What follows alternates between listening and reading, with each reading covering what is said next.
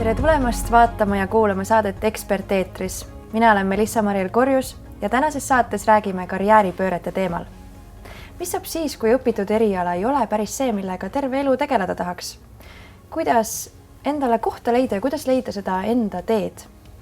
Tänases saates on meil külas Kadri Sooberg-Aetik, kes töötab partnerina sellises ettevõttes nagu Fontes, mis tegeleb talendi juhtimise ja nõustamisega. Ja teine külaline on Age Saks, kes on teinud oma elus mitmeid karjääripöördeid ja töötab täna õpetajana ja õpib Tallinna Ülikoolis õpetajaks. Tere tulemast saatesse. Tere. Tere. Kadri, räägi, sina tegeled värbamisega. Kui palju sa puutud kokku inimestega, kes planeerivad karjääripöördeid? Ja tõepoolest Fonteses minu roll igapäevaselt on värbamisprojektide läbiviimine ja üha enam tegelikult või juba pöörde ära teinud inimestega kohtun samamoodi, et kes tõesti on saanud erinevaid asju elus, kas õppida, katsetada tööalases karjääris ja need muutused sageli on ju näha juba inimese CV-s, enne kui ta kohtumisele tuleb, nii et üha enam on need tööelud mitmekesised. Kuidas sa tunned, kas Eestis on see karjääripöörete tegemine ühiskondlikult toetatud või me alles jõuame sinna või pigem üldse mitte? Tegelikult nii ja naa, et ühiskonnas tervikuna ma võin öelda, et üha rohkem ja oluline märksõna siin on see, et selline karjääri kujundamine on üha enam haaratud inimeste endi kätte. Ehk siis võib-olla selline mõistmine ja mõtestamine, mida töö minu elus tähendab, on ka muutumises ja see on seotud selle soovi ja vajadusega oma elu ise disainida ja töö on ju üks osa elust, mitte elu. Ja ühiskond ka tegelikult üha enam seda toetab mitmetel põhjustel, et esiteks on ju üldse selliseid nagu tööalaseid võimalusi oma aega, energiat kellelegi pakkuda väga erinevaid. Me ei mõtle tööst enam ainult kui sellisest palgatööst, põhitööst siis ma ei tea, töölepinguga, vaid neid võimalusi tõesti erinevaid vorme tööalases mõttes on väga palju rohkem täna ja inimesed neid võimalusi ka kasutavad ja ühiskonnas nõudlus nende võimaluste või rakendajate vastu on ka olemas. Ja tegelikult ka tugi on selle vaate poole pealt olemas, et me räägime sellisest elukestvast õppest, et sageli see, mida me õppisime, ma ei tea, 20 aastat tagasi, ei kanna meid meie töö või karjäärielu lõpuni enam. Nii et sellised uuesti õppima minemised, ootused, et me pidevalt oma teadmisi, eks ole, uuendame, tuleb ka selgelt ühiskonnast ja see loob ka võimalusi inimestele. Nii et ma ütleksin, et üldine suur vastus on jah, aga mõningaste väljakutsetega. Kuidas sa tunned, kas tööandja vastutus on see ka suunata inimest kuidagi edasi arenema või see peaks olema inimese enda teha, et mõelda, et mida kõike ta saab siin elus kuidagi tööalases võtmes korda saata, et kogu aeg ennast arendada, midagi juurde õppida? Mina ütleksin seda nii, et see on jagatud vastutus. Ühelt poolt ei ole võimalik inimesel oodata, et keegi teda arendab, talle neid võimalusi otsib ja pakub, et see eeldab, et inimene järjest üha ja enam on väga palju teadlikum ise endast. Kes ta on, mis on tema tugevused, ka oma võimalustest, mis on need võimalused nende tugevuste rakendamiseks. Ja see on ju eelduseks, et ma märkan ja tunnen ära need võimalused. Ja tööandja vaatest ma ütleksin, et ka üha enam, sest ma võin väga kindlalt väita, et näiteks inimeste ootused juhtidele on ajas väga palju muutunud. Ja kui ma igapäevaselt inimestega kohtun, nad defineerivad, missugune on see juht, kellega nad juba iga päev näeksid ennast koos töötama, siis üks osa sellest on see, et juht on minu arengupartner. Ja mida see tähendab, on see, et tegelikult igal juhil tänapäeval peaksid olema elementaarsed sellised karjäärinõustamise oskused, võime inimeste potentsiaali määratleda, nende teadlikkust tõsta selles, just nimelt toetada ja et mitte jõuda sinna, et ma saan saan võib-olla lahkumisvestluselt teada, et inimene liigub edasi sellepärast, et need võimalusi organisatsioonis ei pakutud või ta ei osanud neid üles leida ja see on väga kurb stsenaarium. Nii et jah, Fontese üks suur osa näiteks täna juhtide arendamisel on näiteks karjääri coaching oskused. Nii et jagatud vastutus igas mõttes. Sest juhid ja ettevõtted peavad ju aina atraktiivsemad olema inimeste jaoks, kui meil on võimalusi nii palju rohkem ka vabakutselisena tööd teha, et kuidas olla see hea tööandja. Just. Aga kui me räägime nüüd sellest sisemisest kutsest või mis on minu talent või minu anne, oskus, see minu asi, et räägime natuke sellest, et kuidas selleni jõuda, kuidas seda ära tunda ja Age, sinu käest on kohe hea küsida, et sina läksid kõigepealt õppima juurat ja siis said aru, et see ei ole üldse see sinu tee. Räägi natukene, et miks sa seda õppima läksid ja kui palju sa ennast tundsid enne seda, kui sa selle eriala valisid? Jaa, läksin juurat õppima tegelikult sellepärast, et ümberringi 11. klassis kõik rääkisid, et juristiks sa sobid väga hästi. Ja tegelikult ma ise 100% ikka kindel ei olnud. Ma kahtlesin, aga siis mõtlesin, et ju neil on ikka õigus, et muidugi ma sobin juristiks, aga tegelikult mul oli samal ajal peas mõte hoopis õpetajaks hakata või õppima minna. Ja aga siis ma ajasin selle mõtte ära, ma seda mõtet mitte kellelegi ei rääkinud, sest ma mõtlesin, et no kes see õpetajaks tahab hakata, et juristiks ikka muidugi, et kuulsus, au, raha ja kõik asjad tulevad kohe. Nii, ja sa jõudsid magistrikraadini välja? Jõudsin jah, magistrikraadini välja, aga kuna ma samal ajal juba töötasin ka antud valdkonnas ja õppisin, siis mingi hetk juhtus nii, et ma ainult õppisin ja töötasin kogu aeg, ainult olingi selles valdkonnas, mul kadusid ära sõbrad, ma ei käinud eriti väljas kuskil, ma ei tegelenud enam oma hobidega ja ametlikku diagnoosi ei ole, aga ma arvan, et ma põlesin lihtsalt läbi ja siis see viis mind uute otsusteni. Ehk tihtipeale võib läbipõlemine olla see, mis paneb mingisugust muutust tegema. Võib-olla see eriala ei olegi nii vale, aga kuna tuleb see ületöötamine, siis võib ka käia see klikk ära, et ma ei taha enam kunagi seda teha. See kogemus on nii valus. Mis sa edasi tegid? Jaa, edasi tegin nii, et lahkusin sealt töökohalt, jätsin pooleli oma magistri õigusteaduses ja mõtlesin, et mis mu eluga edasi saab. Ma olin väga nördinud, sellepärast, et see oli mingi hetk minu suur kirg, ma tegin seda väga kirglikult. Siis ma mõtlesin, et okei, et ma ei taha seda asja enam üldse mitte kunagi näha, seda vastutust saada ja ma isegi kandideerisin lihtsalt ühte suurte kauplusketti kaubapaigutajaks ja sealt personalijuht kirjutas mulle vastu, et te olete ülekvalifitseeritud. Ja siis ma mõtlesin, et appi, ma ei saa isegi tavalisse toidupoodi töötajaks, et kuidas see võimalik on. No ja siis ma hakkasin mõtlema, et mida ma siis teha tahan.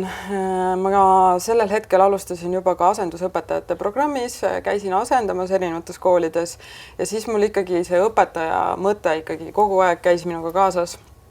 Aga sellegipoolest ma arvasin, et ei, et ikka ma õpetajaks ei lähe, siis ma vahepeal töötasin ühes kõrgkoolis tugispetsialistina ja siis ma mõtlesin, et ma tahan ikkagi edasi õppida, õppimine on mulle alati väga meeldinud, aga ma ei julgenud kuhugi ülikooli minna, nii et ma võtsin vastu otsuse, et ma lähen hoopis kutsekooli ja õppisin seal kondiitriks.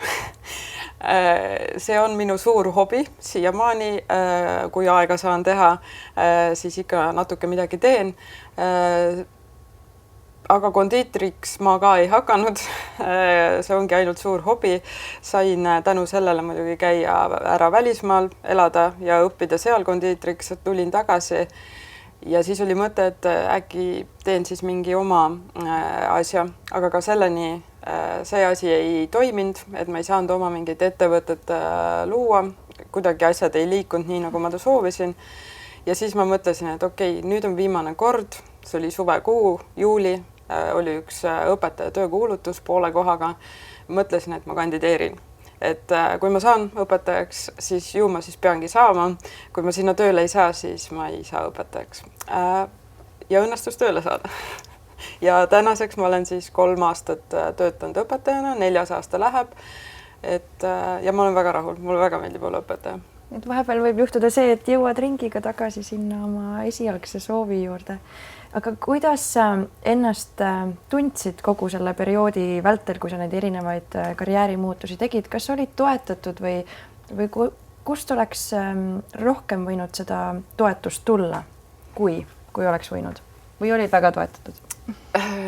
No selles mõttes, et lähedased toetasid. Ja otseselt ma mingeid väga halbu sõnu ei kuulnud enda pihta. Aga ma tundsin ikkagi halvasti. Tundsin halvasti selle poole pealt, et ma seda karjäärimuutust hakkasin tegema kuskil 30+. Ja ma tundsin, et ma olen läbi kukkunud. Ja vaimselt ka väga halvasti tundsin ennast. Aga siis ma mõtlesin, et no ma ei saa ju päris käed rüppes istuma jääda. Et tegelikult ma ei pöördunud mitte kellegi poole, vaid ma lihtsalt tegutsesin ise. Ma ei osanudki tegelikult pöörduda, kuigi ma teadsin, et on ikka karjäärinõustajad, aga mulle oli tollel hetkel selline teadmine, et karjäärinõustajad on ainult, kui sa käid ülikoolis või kuskil, kui sa oled nii-öelda 20ndate alguses, kui sa mõtled, mis sa oma eluga täpsemalt teha tahad, et kui sa oled 30+, et no siis sa ikka võiksid juba teada, mida sa oma eluga teed. Ja natukene ma sain ka sellist tagasisidet, et kogu aeg sa vahetad töökohti ja kogu aeg sa mõtled ümber ja et nagu hunt Kriimsin, kellel on 9 ametit ja lõpuks on siis nälg või mis seal oli, et see oli nagu kõige, ütleme, negatiivsem tagasiside. See ei olnud otseselt halb, aga ikkagi see mõjutas, sest ma mõtlesin kogu aeg, et ma olen ikkagi läbi kukkunud. Ja just nimelt, et CV-sse tuleb nii palju neid muid asju, muid töökohti, mida võib-olla oleks võinud 20ndate alguses oleks olnud normaalsem võib-olla. Nii et ma ei tundnud ennast hästi selle perioodil. Ja kui kahju, sest tegelikult sellised inimesed on tihti ju nii suure silmaringiga, et sa oled teinud ühte tööd, teist tööd täiesti kusagil 3. valdkonnas, et lõpuks see kõik ja need teadmised jäävad ju sinuga. Et nii kahju kuulda. Aga Kadri, räägi, millal inimene võiks karjäärinõustaja juurde jõuda? Kas võiks jõuda juba enne ülikooli? Jaa, mina olen nõustanud isegi gümnaasiumiastmes noori, kes alles valivad tõesti, et mida üldse teha, eks ole, õppimise mõttes valikute raames edasi. Ja kui paljud tõesti meist siis teavad seal gümnaasiumi viimases klassis, et see on kindlalt minu tee. Ja kui palju nad üldse teavad, millised võimalused on? Just. Et tegelikult absoluutselt igasuguses karjääri elukaarel oled sa alles oma tööelu sisenemas, oled sa küpses karjääris, võib-olla mõtiskled oma viimastele tööelu aastatele ja plaanid väljuda tööelust peatselt, sõltuvad sellest, mis su küsimus on karjäärinõustajast. Mina väidan, et olukorras, kus sa vajad kaasamõtlejat, igal juhul see midagi halba ei tee. No see on natukene nagu treeneriga treenideski, et lõpuks ise võid ka kuhugi jõuda ja mingeid harjutusi seal jõusaalis teha. Aga inimene, kes on kuidagi ikkagi metoodiliselt läheneb sellele ja aitab sulle selle struktuuri luua ja sinuga kaasa mõelda, ikkagi enamasti öeldakse, et ma sain kuskilt kännu tagant liikuma, et karjäärinõustaja ju ei anna sulle vastuseid, vaid tema oskab avada sinu enda siis sellised mõtted ja pakkuda selle struktuuri ja süsteemselt liikuda selles suunas, et sul on see nagu tugev ja hea ja selge ja eneseteadlik pilt iseendast tõesti, et mis see siis sinu see selline tööalane pakett on, mis sul tööturul pakkuda on, ehk siis kes ma olen, mida ma oskan, mis on minu tugevused, mis on ka minu kutsumus. Tegelikult ma kuulasin Aget, et kutsumusel on ka ikkagi see element seal sees, et kui sa kirjeldasid, et sa läksid seda kondiitri ametit õppima ja see on tänaseni sinu hobi, et tegelikult kutsumus on ka väga sageli karjäärimuutusi niimoodi liikuma panev jõud. Ja kui inimesel on mingi hästi tugev kutsumus, siis see annab talle, kuidas ma ütlen, sellise nagu tugevama julguse seda valikut teha, see valik ei pruugi olla rahaliselt tulusam, kõike seda. Ja neid hirme, miks ju ka seda muutust ei juleta ette võtta, need tulevad nii meie enda seest kui ka keskkonnast, muuhulgas ka see, mida Age kirjeldas, et kuidas minu peale vaadatakse, kas ma olen ühiskonna jaoks väärtuslik, see tunne, et ma olen läbi kukkunud, minu jaoks oluliste inimeste tugi, et ka tegelikult finantstugi, kas ma saan seda muutust omale lubada, kas ma saan sellist katsetamise aega lubada, kõik ei saagi seda lubada. Nii et mina ütlen, et kui sa oled seal kuskil kännu taga, siis leia see inimene, kellega korraks nagu mõtiskleda koos. Just. Sa oled öelnud, et oluline on teada seda oma elementi. Just. Kas sa räägid natuke, et mis see element endast siis kujutab? No see element on selline, ta kõlab natuke abstraktselt, aga ta on ikkagi selline loomulik anne. Igal inimesel on mingid loomuomased tugevused. Need võivad tõesti olla need mingid asjad, mida me oskame, me oleme õppinud, aga sageli on need veel midagi ekstra, mis aitavad ka selle võib-olla õpitu ellu viia. Ja noh, kui sina mõtled enda annete peale, milles sina oled hea, tõenäoliselt sul tuleb kohe 1-2 asja. Tean, et selles ma olen nagu päris hea. Ja öeldakse, et tegelikult, et sellist nagu tööalast töö ja tegelikult elu terviklikku rahulolu kogeda, see sinu element peaks olema rakendatud. Ma ei räägi, et see peab olema rakendatud ilmtingimata töös, no selleks unistuste stsenaarium, sellepärast, et me veedame ikkagi ka selles töö kontekstis palju aega.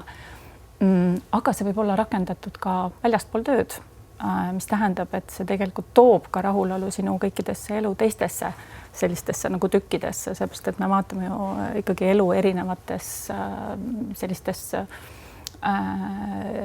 vaadetes, mis meie elu rahulolu kujundavad ja see element tõesti on see, mis tuleks nagu endas üles leida, mis need minu tugevused on ja vahest on niimoodi, et me ise isegi kõike ei näe enda puhul ja ka selle enda elemendi tuvastamiseks peaks võib-olla nõu pidama kellega.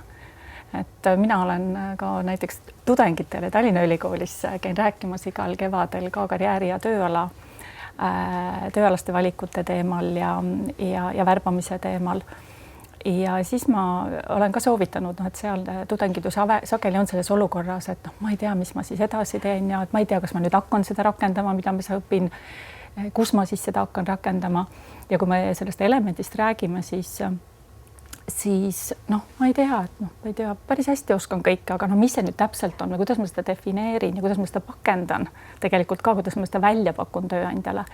Et siis vahest see hea soovitus on see, et mina räägi 3 inimesega, selline mini-intervjuu, tõesti 3 küsimust ja uuri välja, mida nemad sinus hindavad, et mida nemad ütlevad sinu tugevusteks ja teinekord sa kuuled selles nimistus rohkem asju, kui sa iseenda kohta oskad öelda. Nii et selline mini-audit iseenda elemendi kohta vahest võib ka aidata.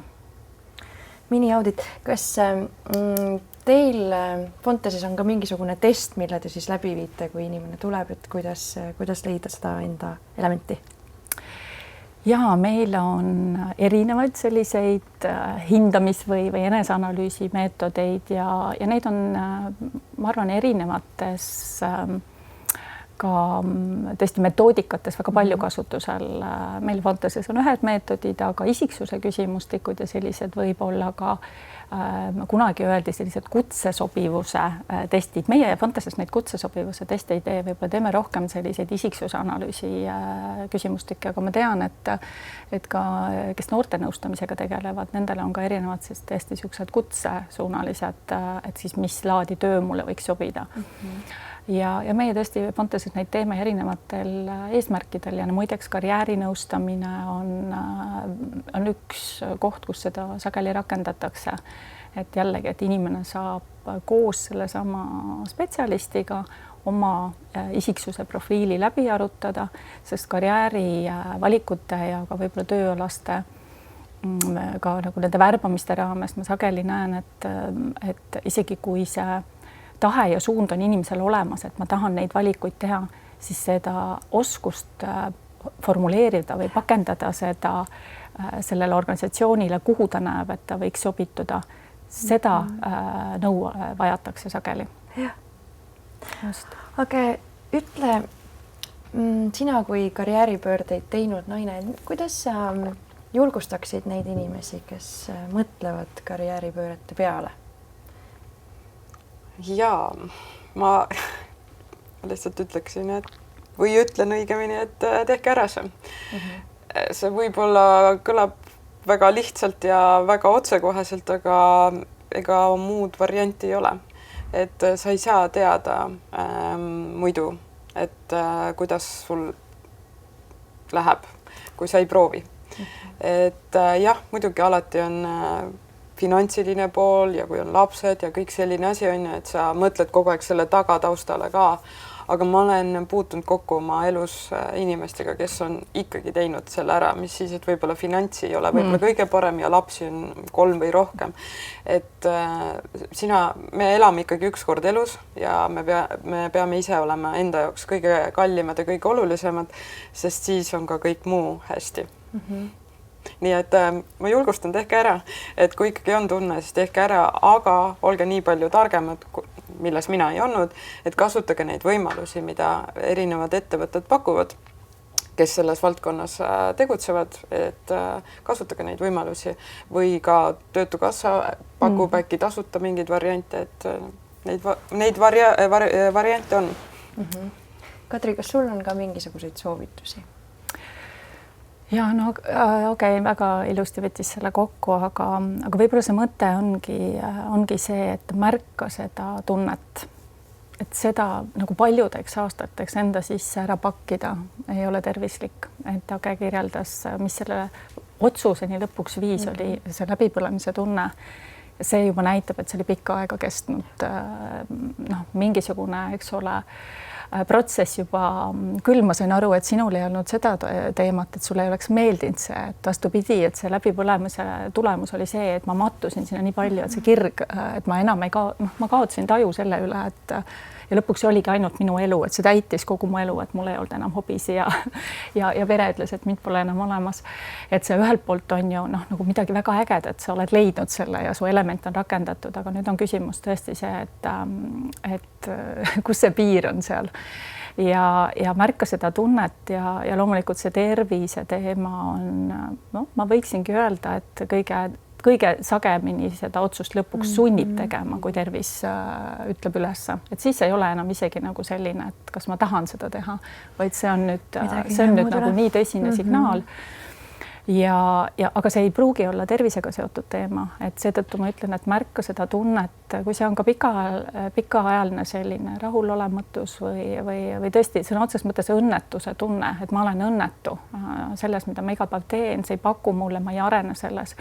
Ja ma tõesti kohtan inimesi ja kahjuks näen, et teinekord see kestab aastaid ja aastaid ja seda julgust või ka tuge lihtsalt liikuma hakata, see muutus ei pruugi ka kohe sündida, vaid tõesti sinna nõustaja juurde minek ja temaga koos mõtisklemine ja selle teemaga teele minemine, et sellest hetkest kuni ka selle julguseni ja võimaluste realiseerimiseni, sest üks väga keeruline koht ka karjäärimuutuses on see, et isegi kui mina olen nüüd veendunud, et ma tean, kes ma olen, ma tean, mida mul pakkuda on, ma tean, et ma tahan sellesse organisatsiooni, millal see uks mulle avatakse. Ja see võib ka aega võtta. Nii, et siin on nii palju selliseid muutujaid sees, et mis ka kõik ei sõltu meist, aga mis sõltub meist, nendega võiks ohjad enda käes hoida. Et mitte lasta nii kaugele, võib-olla leidagi see enda element kõigepealt üles, rakendada seda kui hobina, enda selle töö kõrvalt on ju, mis võib-olla sulle kõike ei paku. Ja siis vaadata, et kas sa tahad täitsa mingisuguses uues suunas minna või äkki oma hobi kuidagi rakendada tööks, et palju võimalusi. Ja teinekord ei ole, mida mina ka karjäärinõustajana ja neid tööalaseid nõustamisi teen, ma olen märganud, et teinekord tullakse ikkagi selle tundega, et ma tahan sealt nüüd ära, et see kõik ei sobi mulle enam, ma ei taha seda teha. Inimesel on tegelikult tunne, et see töö iseenesest talle meeldib, aga need rahulolemustused tulevad keskkonnast näiteks ja vahest see ei olegi selline suur muutus, vaid see on see, et ma pean lihtsalt kas keskkonda vahetama, mõtisklema läbi selle, et missugune on see muutus selles nagu minu elus, mis ma tahan sellega saavutada.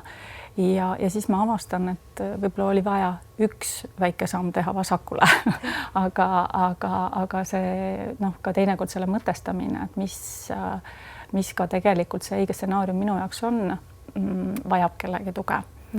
Ja mis ma siia võib-olla veel lisan, on see, et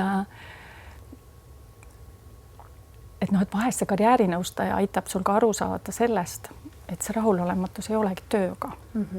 Ehk siis lähenetakse elu tervikliku vaatest.